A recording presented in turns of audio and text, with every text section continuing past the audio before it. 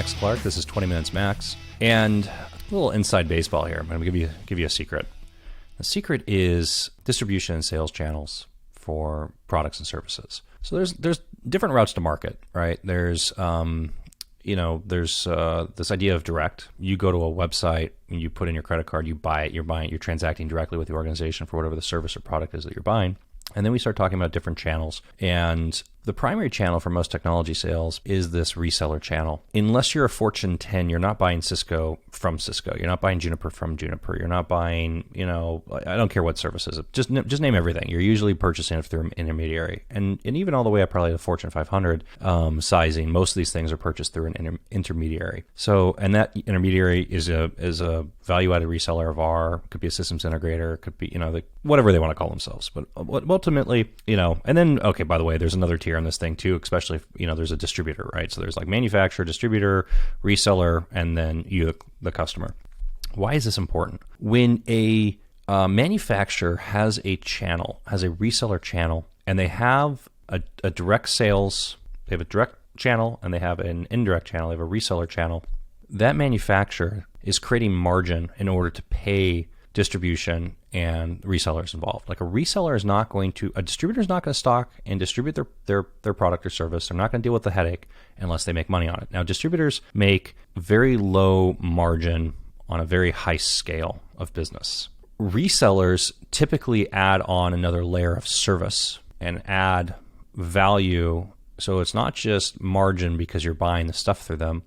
Now, some resellers only offer, they're only selling you whatever the thing is, and they're not adding any service. There's no incremental value, and they're just running on low margins, and you go to them because you don't care. You can do everything yourself. Most of the service providers that are in that space, that are doing that thing, they are making some margin off the product, off the sale of that product or service, and they're also making margin, on selling you their time and their service and their support or their, whatever it is that makes them unique. Maybe it's custom development, if it's a CRM integration or whatever. The point of all this is thus. The manufacturer doesn't want to get into and I'm using manufacturers as again, top level entity. Manufacturer can't be in a situation contractually where their direct channel is competing with their indirect channel. So they end up with this concept of channel parity. And what that means is the price that the reseller is going to sell things to you at, the reseller has to be able to get the same price and be competitive with their direct side. Now, why this is important to you is again, comes back to this idea of margin. The manufacturer is baking in margin for that reseller to operate. It could be 40%, it could be 20%, it could be 5%, it could be 2%. Again, depends on what it is and how big of a check you're writing, right? More commoditized, and more dollar amount, right? Margin decreases. So, but this is the reason why, right? So now, if you're dealing and you're selling, you're talking to the inside teams, the direct teams, and they're telling you like, oh, we're gonna get you the same deal, or we're gonna get you a better deal, or whatever these different things are. Just understand that reseller in many cases has more margin to play with to provide you value, both in the services that they're going to deliver that the manufacturer can't do themselves, as well as the ability to provide discounting to you, and also tap into, and this is my favorite bucket of things to tap into, what we call MDF.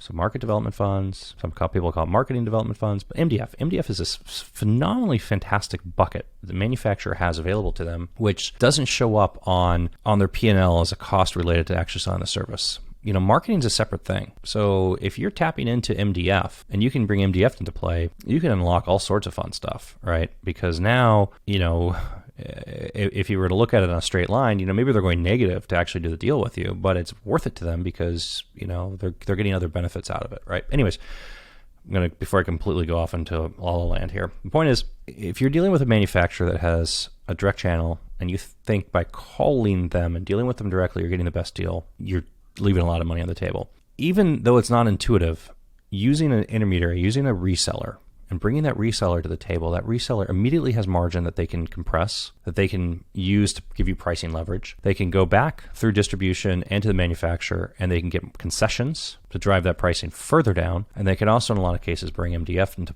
into the party and give you pricing advantages there as well. So that's a little bit of inside baseball here. It's just something that, if you haven't been through it, maybe you don't know about, maybe you do know about and you're already doing this and this whole video was pointless to you. But if not, here's how you can, find extra percentage points. And, if you're talking about things like, by the way, the other thing is maybe the manufacturer has to have a certain scale in order for you to deal with them directly. And resellers will deal with you at smaller scale, right? That's another tweak. License counts. We can't talk to you unless you're licensing, 1,000 units. Well, you can go find somebody else that's going to license it to you for 10 units, for instance. Don't be afraid to talk to resellers. There's this idea of that I come across of yes, I'm sorry, you're going to have to deal with salespeople, but no matter which route you go, you're going to deal with salespeople. And, tech sales is just the animal it is, right? And if you're an IT person and you're dealing with tech sales, or if you're a finance procurement person, you're dealing with tech sales, I get it. Been doing this a long time. I've got plenty of scars and stories I can share with you about crazy stuff that people have pulled on me. But the moral of the story is it is worth your energy to engage and deal with the reseller side, because they are going to give you value that you're not going to get otherwise, and you want that value, and that value is what is going to give you an advantage, because every little advantage that you can get compounds, and these are the places where you can see outsized returns, in terms of actual enterprise value for your business. So I'm Max Clark. That is way less than 20 minutes. You're getting off light and easy this time, but a little tip and trick and some inside baseball.